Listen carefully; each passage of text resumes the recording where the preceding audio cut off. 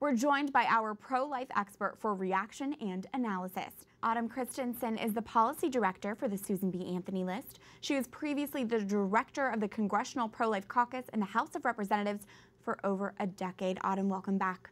Thank you. It's a pleasure to be here. First off, just a reaction to that interview. How significant is it that Karen Handel won her race in Georgia and is in Congress? What a welcome new member of Congress. Planned Parenthood knew that she would be a warrior for life.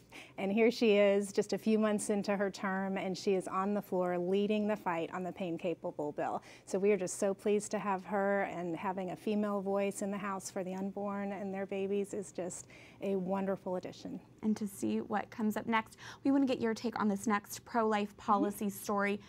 Pro-life leaders are calling for the child tax credit to include the unborn. The credit currently provides a credit of up to $1,000 per child under the age of 17 and has bipartisan support.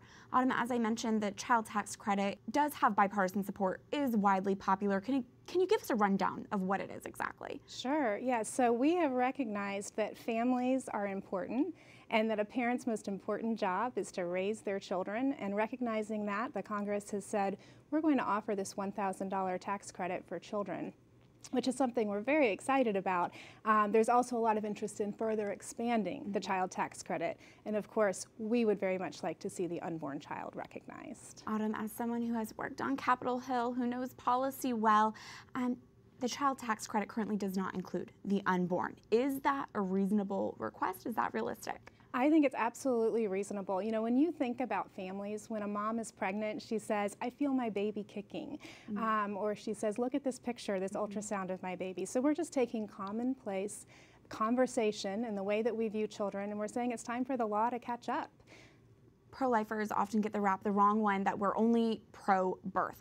How does the child tax credit really bust that myth? Sure, right. So families, when they're preparing, when that unborn child is growing, they are making all sorts of sacrifices, and right off the bat have so many expenses, lost work, stocking their diapers, all of the things that go into managing a family's budget. So it's absolutely reasonable and appropriate to say, let's offer a helping hand to that family, recognizing that their family started much before the birthday of their baby.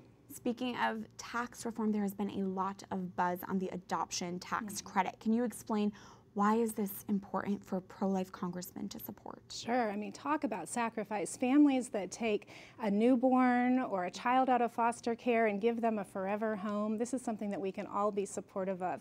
Right. And unfortunately for those families, oftentimes it costs tens of thousands of dollars to make that adoption real, even before they start paying the costs of raising the child. And the adoption tax credit is a great way to offset some of those costs and allow families who might not otherwise be able to afford to adopt to be able to do that and rescue those children. Absolutely, and it's a popular concept as well. It is.